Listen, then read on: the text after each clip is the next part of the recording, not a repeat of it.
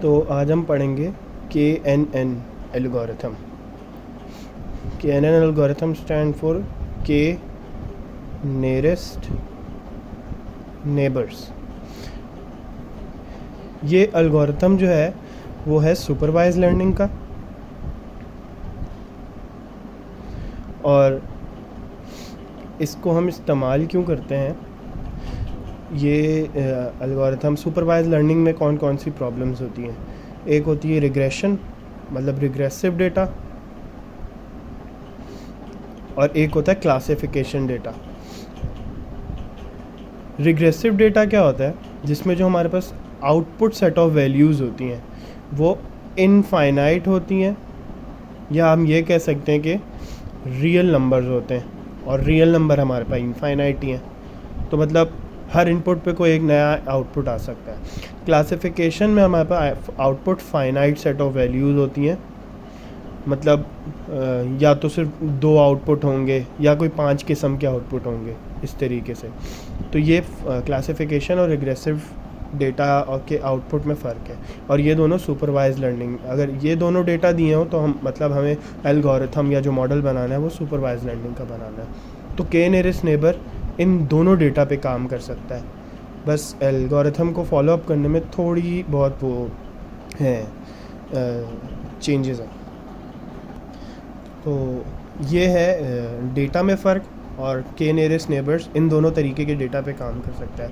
अब डेटा की एग्जांपल देख लेते हैं कुछ इस तरह की। अब मैंने क्या कहा, जो रिग्रेसिव डेटा वो कुछ इस तरीके के होता है कि हर इनपुट पे एक अलग आउटपुट आता जा रहा है, और ये सब रियल नंबर्स हैं ये भी रियल नंबर्स ही, लेकिन क्या है, ये फाइनाइट सेट ऑफ वैल्यूज़ हैं, ये इनफाइनाइट सेट ऑफ वैल्यूज़ है। अब मैं कोई नया इनपुट दूंगा, ज़रूरी नहीं है मेरे पास 112.37 ही आंसर आए, कुछ नया आएगा, क्या पता कोई एक नंबर ही चेंज हो जाए, लेकिन चेंज हो जाएगा। तो ये हमारे पास रिग्रेसिव डेटा है, और ये हमारे पास क्लासिफिकेशन का डेटा है, जिसके आउटपुट या 1 है या 0 है। ये भी हो सकता है हम 1, 2 और 0 दे देते, 3 तरह के आंसर आ सकते हैं, या हम कोई इंग्लिश में आउटपुट दे देते कि भाई ये है तो ट्रू लिख देना, ये है तो फॉल्स लिख देना, ये है तो एलिफेंट लिख देना, ये है तो कैट लिख देना, इस तरीके से। तो ये क्लासिफिकेशन डेटा ये है। इसमें क्या कह रहा है कि हम एज डालेंगे इनपुट, और उसके बरक्स जो आउटपुट आएगा वो ये आएगा कि लाइक्स पाइनएप्पल ऑन पिज़्ज़ा, मतलब पिज़्ज़ा आप पसंद करते हैं या आप पाइनएप्पल, तो पिज़्ज़ा पसंद करने वालों को 1 दे दें, पाइनएप्पल पसंद करने वालों को 0 दे दें। तो इस तरीके की एजेस के अगेंस्ट आउटपुट आएगा। इसमें क्या है, हम हाइट डालेंगे तो वेट आ जाएगा। तो ये एक रियल केस सिनेरियो है कि हाइट में ज़रा सा भी फ़र्क हो तो वेट अलग होता है सबका। अगर किसी की हाइट 5'2" भी है तो हो सकता है उनका वेट ऊपर नीचे हो दोनों बंदों का। तो इस तरीके के डेटा को रिग्रेसिव और इस तरीके के डेटा को क्लासिफिकेशन डेटा कहते हैं। अच्छा, अब इस एल्गोरिथम में क्या होता है, ये तो हमें समझ आ गया कि के नियरेस्ट नेबर हम कब लगाएंगे, मतलब कब लगाएंगे, इस तरह के डेटा पे लगा सकते हैं, लेकिन फिर ये काम कैसे करता है? लाइक हम लेट सपोज हमारे पास डेटा है हाइट, वेट, ये हमारे पास कुछ ऑब्जर्व डेटा है जो हमने अपने ट्रेनिंग के लिए समझे जमा किया हुआ है। अब हमें बोला कि एक नई हाइट आ रही है तो उसके ख़िलाफ़ वेट क्या होगा। तो हमारा ये वाला एल्गोरिथम कुछ ऐसे एज्यूम करता है कि लेट सपोज़ मेरे पास x एक हाइट आई यहाँ, तो अगर मैं यहाँ एक स्ट्रेट लाइन लगा रहा हूँ, तो हम सपोज़ करते हैं इस हाइट का जो बंदा है उसका जो वेट होगा वो बाकी वेट्स के साथ एक क्लोज प्रॉक्सिमिटी में होगा। मतलब जो भी वेट आउटपुट में आना है ना, वो उसके करीब तरीन वेट्स जो आए हुए हैं, मतलब इस पे इस पे इस पे इस पे इन पे डिपेंड कर रहा होगा। तो हम कहते हैं कि हमारा जो डेटा है, हमारा एल्गोरिथम अज्यूम करता है कि वो बाकी डेटा के आउटपुट के साथ क्लोज प्रॉक्सिमिटी में रहता है। क्लोज प्रॉक्सिमिटी मतलब उन क्लोज वालों के साथ उसका ज़्यादा रिलेशन है, इनका बोले तो इनका कम रिलेशन है, क्योंकि हमारा इस हाइट के अगर इस तरफ वेट देखें तो ये वाला वेट जो है वो दूर है, जबकि ये वाले वेट्स करीब हैं, तो ये इनके साथ क्लोज प्रॉक्सिमिटी रिलेशन में आ रहा है। तो इनसे हमें पता चलेगा कि इसका वेट क्या आना चाहिए। तो कुछ इस तरह की असम्पशन लेके चलता है के नियरेस्ट नेबर्स। तो in order to find the height of person X we will take mean of the nearest weights, nearest output weights. मतलब ये भी तो किसी हाइट पे ही आया होगा ना, समझो ये इस हाइट पे आया है, अभी हम ये नहीं अज्यूम करें, लेकिन ये भी किसी हाइट पे आया होगा, ये भी किसी हाइट, तो हम क्या करते हैं, जो हमारे पास हाइट दी है ना, उसके जो वेट्स का आउटपुट आ रहा है, उन सब जो क्लोजेस्ट होंगे उनका हम क्या लेते हैं, मीन ले लेते हैं। लेकिन वो क्लोजेस्ट है या नहीं, ये हमारे एल्गोरिथम को कैसे पता चलेगा? हम तो ग्राफ में देख के बता रहे हैं, लेकिन एल्गोरिथम नंबर्स पे खेलता है, तो उसको कैसे पता चलेगा, वो अब देखते हैं। अभी एल्गोरिथम कुछ ऐसे काम करता है कि हम ना एक के सपोज कर लेते हैं, के नियरेस्ट नेबर में जो के है ना, वो हम सपोज करेंगे। इट कुड बी 1 2 3 4, ठीक है। तो वो डिपेंड करता है डेटा किस तरीके का है, डोमेन पता होनी चाहिए हमारे डेटा की, तो उस लिहाज से हम एक के चूज़ कर लेते हैं। लेट सपोज हमने के लिया 4, ठीक है। अब जितना भी डेटा है ना हमारा ट्रेनिंग का, सैम्पल का, उन सब डेटा का डिस्टेंस निकालेंगे, मतलब इनपुट्स का, इनपुट डेटा का डिस्टेंस निकालेंगे हमारे टेस्ट, मतलब टेस्ट वाले, या फिर जो अभी हमारे पास डेटा न्यू आया एक्स, ठीक है, उसके अगर ये हाइट्स है ना सब, तो इन सब की हाइट्स का इस हाइट के साथ डिस्टेंस फाइंड करेंगे, ठीक है। वो सारे फाइंड करके उनको असेंडिंग ऑर्डर में अरेंज करेंगे। असेंडिंग ऑर्डर में फिर जो टॉप 4 होंगे, जो के लिया है ना, वो इसलिए लिया कि हम फिर उन टॉप 4 हाइट्स का जो डिस्टेंस आया है, वो डिस्टेंस को हम क्या करेंगे, असेंडिंग ऑर्डर में अरेंज करेंगे। फिर जो टॉप 4 डिस्टेंसेज है ना, वो किस हाइट पे आई थी, उनका वेट उठाएंगे। लेट सपोज वेट 1 आया 52.8, वेट 2 आया, मतलब ये असेंडिंग ऑर्डर वाले वेट है, डिस्टेंस को असेंडिंग ऑर्डर में अरेंज किया, फिर उनके कॉरस्पॉन्डिंग जो वेट थे वो ले लिए 62 तो वेट 2 62.38, वेट 3 54.64, वेट 4 64.32, ठीक है। ये 4 वेट हो गए जिनका डिस्टेंस असेंडिंग ऑर्डर में टॉप 4 वेट्स ले लिए, ठीक है। अब हम क्या करेंगे, हमारा डेटा जो था वो रिग्रेशन वाला था, ये वाला डेटा रिग्रेशन वाला, तो हम इन सब का मीन फाइंड कर लेंगे, मतलब weight 1 plus weight 2 plus weight 3 plus weight 4 divided by 4, ठीक है। तो जब हमने मीन फाइंड किया, मतलब टोटल नंबर ऑफ वेट से डिवाइड किया, तो जो भी हमारे पास आंसर वेट आएगा वो हम बोल देंगे कि पर्सन एज की हाइट का है, इसमें इतना होता है, ठीक है। लेकिन अगर हमारे पास जो डेटा है वो क्लासिफिकेशन का होगा, तो हम क्या करेंगे, यहाँ तक वही तरीका रखना है, स्टार्टिंग के 4 वेट्स निकाल लिए, मतलब ये डेटा तो क्लासिफिकेशन का है, लेकिन मैं एग्जांपल दी तौर पे बता रहा हूँ। यहाँ तक यही रखेंगे कि असेंडिंग ऑर्डर में टॉप 4 डिस्टेंसेस के आउटपुट्स निकाल लिए, फिर उनका जो है हम मोड निकाल लेंगे। मोड क्या होता है, मतलब अगर मैं ये अगर आउटपुट ही ले रहा हूँ, ठीक है, अभी वेट को ही ले लेते हैं, बाद में एग्जांपल देख लेंगे, ठीक है। तो इन सब का मोड क्या होगा, मोस्ट रिपीटेड वैल्यू, ठीक है। अगर इसको छोड़ें, ये देखें तो वेट 1 1 आया है, वेट 2 2 आया है, ये भी 2 आया है, ये 3 आया है, तो इसमें हम क्या करेंगे, मोस्ट रिपीटेड वैल्यू क्या है 2, तो हम बोलेंगे जो 2 है वो हमारे पर्सन एच एक्स की हाइट है।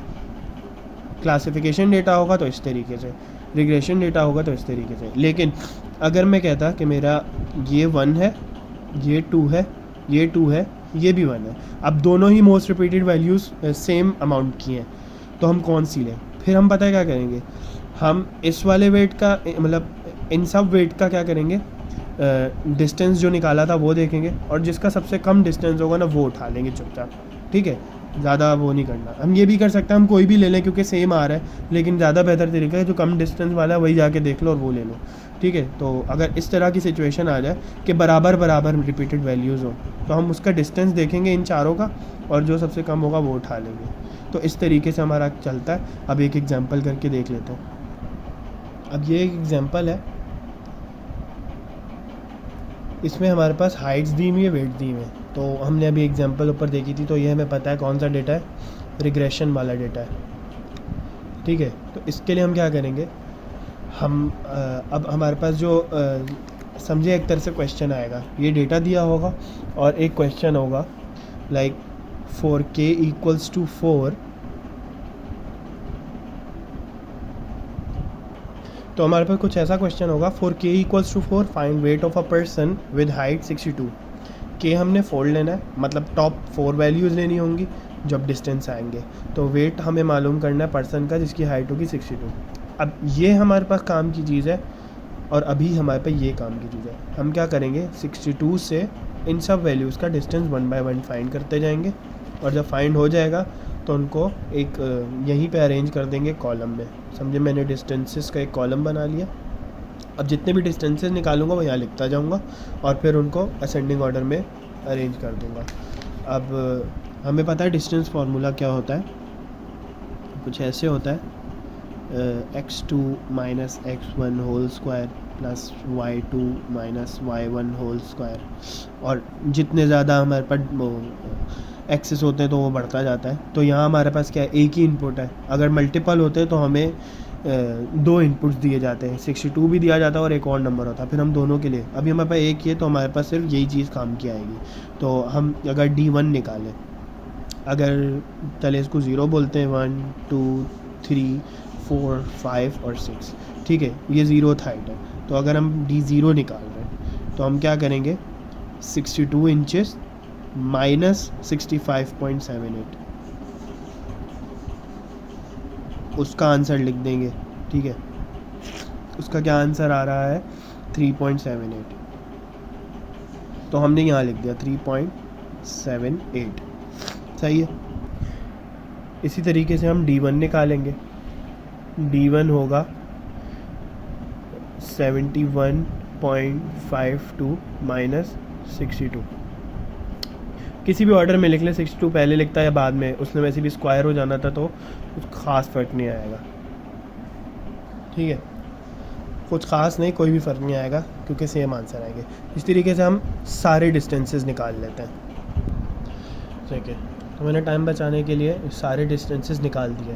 तो इस तरीके से आप 62 जो हाइट इनपुट है, जो हमारा क्वेश्चन में पूछिए, उसका हर एक हाइट के साथ, जो डेटा की हाइट है उसके साथ डिस्टेंस निकाल लेंगे और इस तरीके से एक कॉलम बना लेंगे। Now a common and good practice is कि आप एक रैंक के नाम से कॉलम बना लें। वही जो मैं असेंडिंग ऑर्डर में करने का कहा था, आप इस तरीके से कर लें। अगर आपको गलती नहीं होगी एक तरह से, तो एक अच्छा तरीका है कि आप रैंकिंग कर लें। तो रैंकिंग कुछ हो जाएगी कि इन सब में से जो सबसे छोटा उसको 1 रैंक दे दें, then second, then third, then fourth. तो हमारे पास के हमारा 4 है, क्वेश्चन में पूछा, तो हम 4 तक रैंक कर देते हैं। तो सबसे कम रैंक जो डिस्टेंस है वो हमारा ये है, अगर आप गौर करें तो इसको 1 रैंक दे देंगे। देन ये बन रहा है, तो सेकंड 5.79 बन रहा है, थर्ड ये बन रहा है, फोर्थ ये बन रहा है। तो टॉप 4 मतलब k = 4, तो टॉप 4 हमारे पास ये हाइट्स आ रही है, डिस्टेंसेस। तो हम क्या करेंगे, इनके कोरिस्पॉन्डिंग वाले जो वेट्स होंगे ना, उन सब को ऐड करेंगे, देन हम डिवाइड कर देंगे 4 से, मतलब k से। तो हम क्या करेंगे, हम ले लेंगे आंसर के लिए वेट 1 होगा हमारा 112.99। तो हमने क्या किया, इन सब को ऐड अप करके और डिवाइड बाय 4 कर दिया। तो जब हम इसका पूरा कंप्लीट आंसर फाइंड करेंगे तो वो हमारे पास आएगा 130.7325 पाउंड्स। मतलब ये सपोज करें कि जो हमारा डेटा था हाइट इंचेस में थी, वेट पाउंड में था, तो ये भी आया। तो हमारे एल्गोरिथम ने क्या किया, ये हमें वेट दिया 62 हाइट के ख़िलाफ़। अगर हम अपने डेटा में जज करें तो 62 के हाइट के ख़िलाफ़ आना चाहिए था कि नहीं। 62 तो हमारे पास था ही नहीं। अगर हम सबसे कम भी देखें, 64 5.78 हाइट है, तो उसका 112.9। तो अगर हम सपोज़ करें तो समहाउ इतना भी करेक्ट नहीं दिया, लेकिन दे दिया। खैर, तो इस तरीके से KNN एल्गोरिथम चलता है रिग्रेसिव डेटा पे। ये स्टेप्स हैं, सेम यही स्टेप्स हमारे किसके होंगे, क्लासिफिकेशन डेटा पे। सारा कुछ यहाँ तक ऐसे ही करना है। आखिर में आके हमने मीन नहीं लेना, मोड ले लेना है। तो उसकी भी एक एग्जांपल देख लेते हैं। अब ये हमारे पास एक डेटा है क्लासिफिकेशन, वो हमें कैसे पता चल रहा है, ये दोनों हमारे पास इनपुट हैं, ठीक है। तो ये थोड़ा लंबा डेटा है और ये हमारे पास आउटपुट है। आउटपुट हमारे पास 3 तरह के, मैंने इस तरह डाला है, मतलब कि इन तमाम 3.2 वाले तक इनपुट्स का आंसर सिटोसा होगा, वेर्सिकॉलर इन तक का होगा, वर्जिनिका बाकियों का होगा, ठीक है। तो 3 तरीके के आउटपुट्स हैं। तो क्लासिफिकेशन डेटा है क्योंकि outputs limited number of values है। जैसे मैंने कहा था 1 2 3 भी दे सकते हैं, इंग्लिश वर्ड्स भी दे सकते हैं, कुछ भी हो सकता है। तो अब हम क्या करेंगे, हमारे पास सवाल में के दिया होगा, उसके साथ साथ सीपल लेंथ और सीपल विड्थ दी होगी, ठीक है। तो हम क्या करेंगे, सीपल लेंथ सीपल विड्थ दोनों के डिस्टेंसेस कलेक्टिवली फाइंड करके डिस्टेंस का कॉलम बना लेंगे, देन जो के दिया होगा उसका उसके हिसाब से अरेंज करेंगे और उनका मोड निकाल लेंगे, mode most repeated number of values. तो हम पहले डिस्टेंसेस निकाल लेते हैं इसके। तो इसके लिए इसके डिस्टेंसेस कैसे होंगे, इसके डिस्टेंसेस का कुछ ऐसे फार्मूला बनेगा। अगर मैं इसको एस एल कहता हूँ, इसे एस डब्ल्यू कहता हूँ, तो हम कुछ इस तरीके से बोलेंगे कि एस एल माइनस जो हमारे पास इनपुट एस एल दिया होगा वो square plus S W minus जो इनपुट एस डब्ल्यू दिया होगा। हम यहाँ पे लिख सकते हैं कि input S L input S W, ठीक है। मतलब अब हम दो इनपुट हो गए, पहले हम जो सवाल करते हैं उसमें एक इनपुट था तो एक ही बार लिखना था, इसमें दो है तो मैं इस तरीके से लिख रहा हूँ। तो अब हम सबके डिस्टेंसेस फाइंड कर लेंगे। तो अगर हम फर्स्ट वाले का डिस्टेंस फाइंड करें तो वो कुछ इस तरह होगा, लाइक सवाल में अगर बता दूं पहले, तो सवाल है for K equals to 3 S L S 5.8 and S W S 3.07, तो फिर उसकी स्पीसीज़ बताएं। तो हम क्या करेंगे, इन इनपुट्स के लिए फाइंड करेंगे। तो हमारा जो पहला एस एल है वो है 4.9 और जो इनपुट एस एल है वो 5.8 है, प्लस जो पहला एस डब्ल्यू है वो है 3 और 3.07। तो इसके ख़िलाफ़ जो मेरे पास आउटपुट आएगा वो आएगा 0.982। जितने ज़्यादा डेसिमल प्लेसेस लिखेंगे उतना ज़्यादा एक्यूरेट आंसर आ सकता है। तो 0.982 आ गया पहले वाले का, तो वो मैं डिस्टेंस मैट्रिक्स में कॉलम में लिख दूंगा और इस तरीके से सबके फाइंड कर लेंगे। तो ये हमने सबके डिस्टेंसेस फाइंड कर लिए हैं। थोड़ा ऊपर नीचे हो गया था इसलिए मैंने लाइंस डाल दी हैं, तो आप देख लीजिएगा, क्योंकि पहला कॉलम ये था तो मैंने नीचे लिख लिया इसलिए। तो अब हम क्या करेंगे, k इक्वल्स टू 3 है तो हम टॉप 3 डिस्टेंसेस फाइंड कर लेंगे। जो हमारे टॉप 3 डिस्टेंसेस हैं वो बन रहे हैं ये वाला, मतलब असेंडिंग ऑर्डर के हिसाब से। देन हमारे पास बन रहा है ये वाला और देन हमारे पास बन रहा है ये वाला। तो हमें टॉप 3 चाहिए था, हमने बस उनको मार्क कर लिया। अब इनके ख़िलाफ़ जो आउटपुट है वो ले लेंगे। तो यहाँ पे लिख देता हूँ, इसके ख़िलाफ़ जो आउटपुट है वो है वर्सिकलर, इसके लिए जो आउटपुट है वो है वर्जीनिका, और इसके ख़िलाफ़ जो आउटपुट है वो भी वर्जीनिका है। तो यहाँ पे मोस्ट रिपीटेड वैल्यू क्या आ रही है, वर्जीनिका। तो हम बोलेंगे कि जो ये वाले सीपल लेंथ और सीपल विड्थ हैं तो उनकी स्पीशीज़ भी वर्जीनिका होगी, ठीक है। बट लेट सपोज एक हमारे पास वर्सी कलर का ही दोबारा आ जाता, ठीक है, समझे। एक हमारे पास, अगर हमारे पास k इक्वल्स टू 4 होता तो वर्सी कलर का ही दोबारा आ जाता, तो बराबर हो जाते हैं रिपीटेड वैल्यूज़। तो तब हम क्या करते हैं, तब हम बोलते हैं हम उन चारों का डिस्टेंस देखेंगे और जिसका सबसे कम डिस्टेंस होगा वो ले लेंगे, ठीक है। तो इस तरीके से हम क्लासिफिकेशन डेटा को फॉलो अप करते हैं। तो दोनों तरह की एग्जांपल करा दी तो अब अंदाज़ा हो जाएगा किस तरीके। मॉड और मीन का डिफरेंस पता होना चाहिए, उससे पहले तो तरीका दोनों सवालों में सेम ही है, ठीक है। फर्स्ट हम क्या करेंगे, डिस्टेंस कॉलम बना लेंगे। डिस्टेंस कॉलम क्या, मतलब जो हमारे पास इनपुट दिया होगा उसका हमारा जो डेटा सेट है उस सब के साथ डिस्टेंस लेंगे और एक डिस्टेंस कॉलम बनाएंगे। उसके टॉप के एलिमेंट्स निकालेंगे और उनके कॉरस्पॉन्डिंग जो आउटपुट्स होंगे वो ले लेंगे। फिर उन आउटपुट्स के साथ खेलेंगे, रिग्रेशन होगा तो मीन ले लेंगे और मॉड ले लेंगे कब, जब क्लासिफिकेशन होगा। तो इस तरीके से KNN एल्गोरिथम चलता है। अच्छा, जो हमारे पास KNN एल्गोरिथम है वो बहुत आसान है इम्प्लीमेंट करने में, तो और इसमें मॉडल भी बिल्ड करने की ज़रूरत नहीं होती, ठीक है। बस हमें पैरामीटर्स देखने पड़ते हैं, एक एजम्पशन देनी पड़ती है और बहुत वर्सेटाइल है। क्लासिफिकेशन को भी हैंडल कर लेता है, रिग्रेशन डेटा को भी हैंडल कर लेता है। लेकिन इसके डिसएडवांटेजेस ये हैं कि स्लोअर है, जितने ज़्यादा इनपुट्स आएंगे उतना ज़्यादा हमें डिस्टेंस मालूम करना पड़ेगा। तो एज़ हमारा इनपुट ग्रो होगा हमारा एल्गोरिथम थोड़ा स्लो हो जाएगा, ठीक है। इसके लिए ऑप्टिमम के चाहिए होता है। ऑप्टिमम के मतलब जो हम टॉप मोस्ट डिस्टेंस वाले आउटपुट्स ले रहे हैं तो वो जितने ज़्यादा होंगे उतना अच्छा वो प्रिडिक्ट कर पाएगा कि इस इनपुट के ख़िलाफ़ आउटपुट मुझे ये देना चाहिए। तो ऑप्टिमम के हमें डिटरमाइन करना पड़ता है। तो डिस्टेंस मेट्रिक जिस तरीके से अभी हमने जो डिस्टेंस मेट्रिक लिया वो असल में L1 L2 नॉर्म होती है और उसके ऊपर स्क्वायर रूट लगा होता है, तो हमें नॉर्म्स भी देखनी पड़ती है। तो ये इसके एडवांटेजेस और डिसएडवांटेजेस हैं।